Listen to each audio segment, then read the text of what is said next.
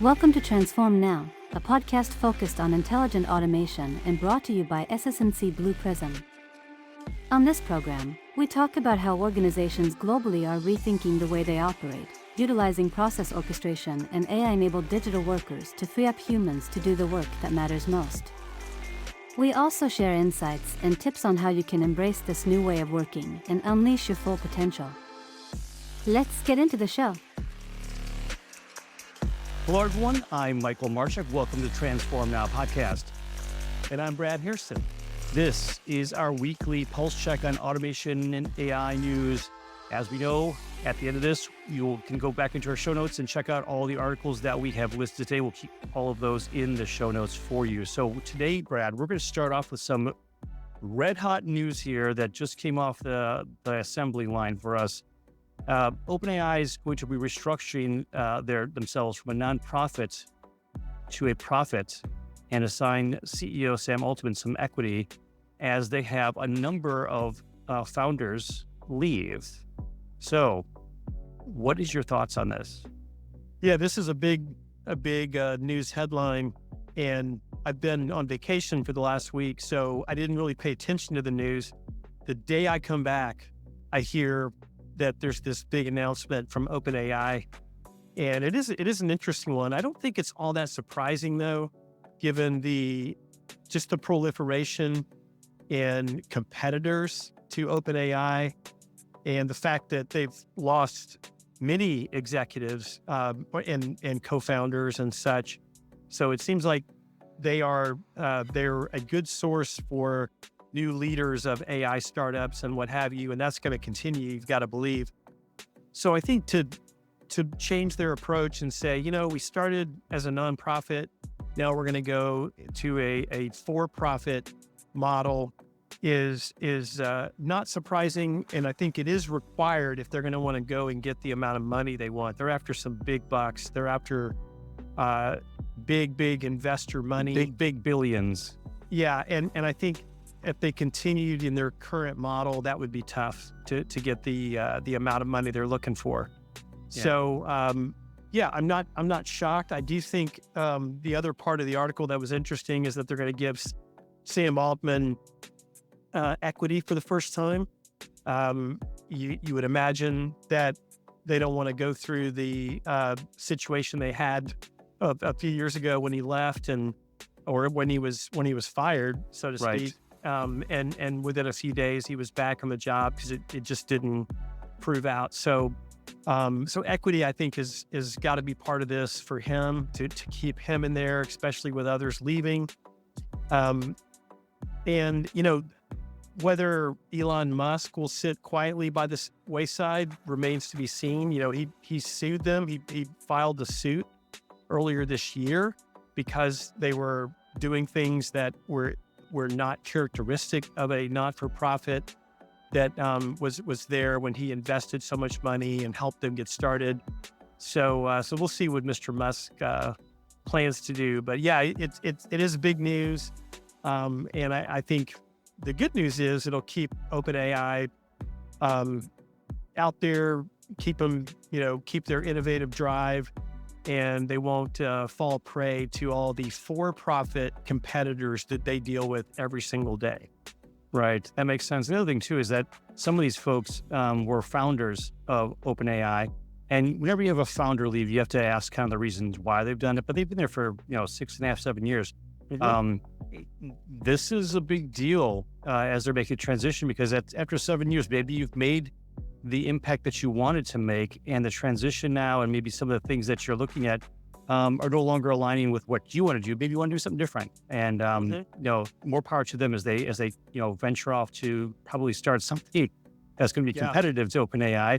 But it's interesting to see them make those transitions. So anyway, that's a good one from Business Insider for that article. Our second article is from Ars Technica. I thought this was very interesting in ways that we'll soon talk about here. The article is titled, Hackers Plant False Memories in ChatGPT to Steal Users' Data in Perpetuity. Very interesting concept of poisoning ChatGPT for the ability to leverage it in the future. So tell me your thoughts on this. Yeah, this is quite disturbing for sure. The kind of the crux of this revolves around this idea or this concept of what they call prompt injection, which is an AI exploit that basically causes an LLM to follow instructions from untrusted content like emails, blogs, documents, things like that. So a bad actor could essentially convince an LLM to give you direction in a way that it wants to give you direction. And it's basically infiltrating the memories, the capability that stores information about you from your prompts, or stores the prompts themselves, so that when you go back and you ask another query or refer back to a prior prompt, it has a lot of that information stored away, so it knows how to advise you, and it gives the model a little bit of a jump start. But the fact now that this researcher has proven that he can get in there and create these false memories, so to speak, which could lead to the model guiding you in a bad direction. I mean, that's really concerning. I think the article does say that OpenAI finally responded to him and they put some kind of fix in place. But OpenAI still provides guidelines on how to maintain the integrity of your memory, which alone indicates there's probably still some vulnerability there.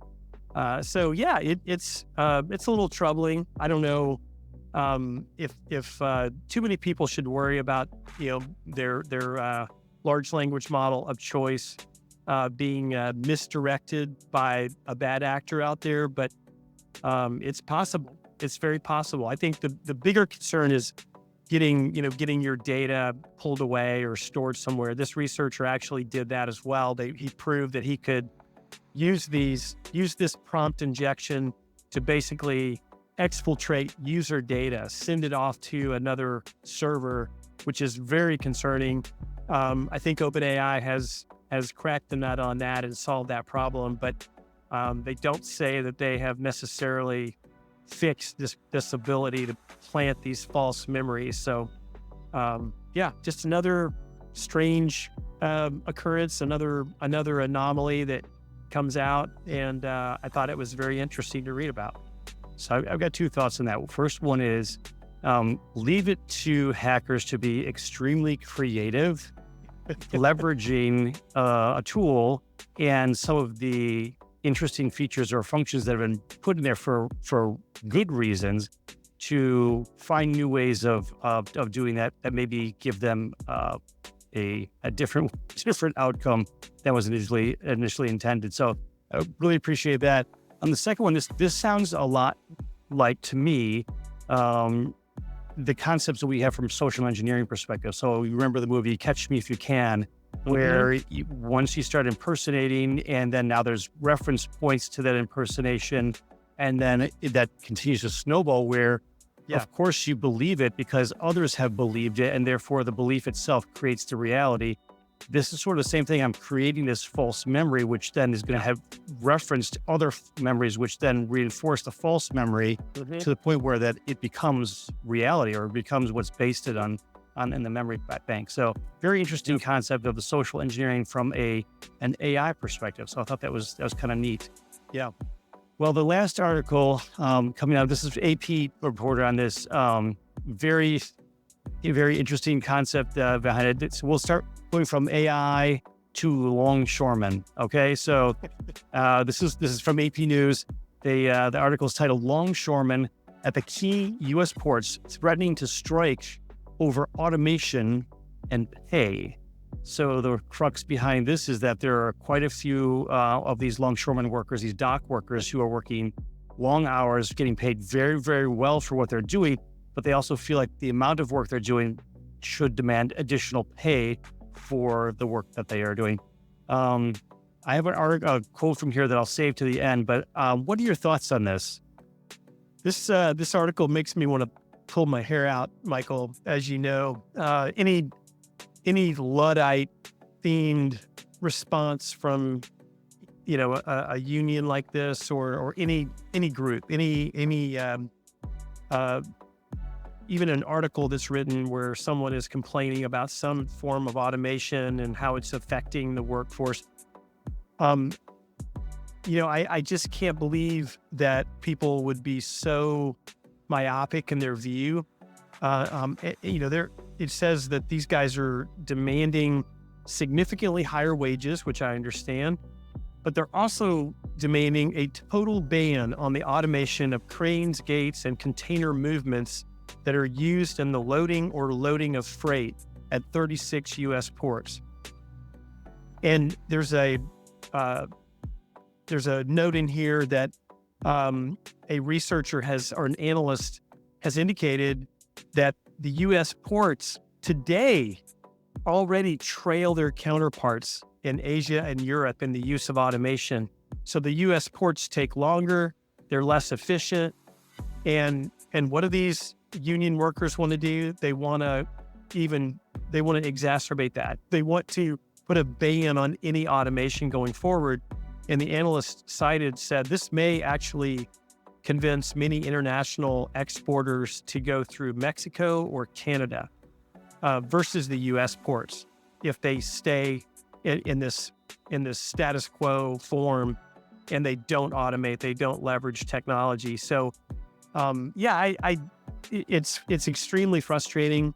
I think the negotiation is probably going to get tied up mostly around the compensation. If they're looking for 77% pay increase over 6 years, is what the article said. Mm-hmm. I can't imagine that's not going to be the main focus of the negotiation. So we'll see if they even get to the automation ban. But even if they do, I can't see the employers agreeing to that. You're basically saying we're gonna freeze ourselves and we're not going to progress. We're not going to innovate. We're not going to become more efficient over time. So you know how I feel about this. This is backwards thinking that you can endorse this kind of thinking, but your organization is probably not going to be here in a few years, or maybe sooner than that, given the pace of innovation and technology disruption. And so those are my thoughts. So I think two things. I would be happy to provide them a 77% pay raise over 6 years, as long as we take away all technology and they have to manually by hand unload each of the freighter ships coming over. I think that would be very good pay and would be compensated for the work they're doing. So the one quote that I wanted to bring up, and I mentioned earlier, that I think really sums it up, and this is really where we've seen some heavy thought processes going on for people who are pushing back against technology. We do not believe, it's a quote from the union president, we do not believe that robotics should take over a human being's job, especially a human being that's historically performed that job. So think about that in context of all of the jobs and the roles that have gone away over the years that perhaps, thinking about it now, we all don't miss, right? Michael, we can shut down all of the automated farm harvesting equipment. We can shut that down tomorrow and create hundreds of thousands of jobs overnight. New jobs. Now, exactly. Would that make them happy? I mean, food costs are going to go up. It's going to take longer to get the food you want to the grocery store. But, those are jobs historically performed by humans. So, people can debate whether or not technology innovation has made life better or worse. But I don't think we should ever use the answer to the question, are humans performing this task today, to determine whether or not we should apply technology. That is so wrong. Again, totally it's backwards thinking. I've said my piece. This just again makes me want to pull my hair out. Yep. No, totally understand. So again, we have all the links to these articles so you can read them yourself and be frustrated just along with us here. We'll leave those in the show notes. Again, if you haven't subscribed, please just subscribe to us. We can get these notes out to you every week. And we also have new and interesting guests that we interview on our podcast every week that have nothing to do with either Brad or I, other than the fact that we are the ones interviewing them and they are bringing the expertise. So we appreciate you listening, and we look forward to talking to you next week on our Pulse Check. Thanks for listening. Thank you for listening to Transform Now, the podcast from SS&C Blue Prism. You can find all of our episodes on your favorite podcast channel, as well as YouTube. To stay on top of the hottest topics in the world of intelligent automation, subscribe now. The future of work is here.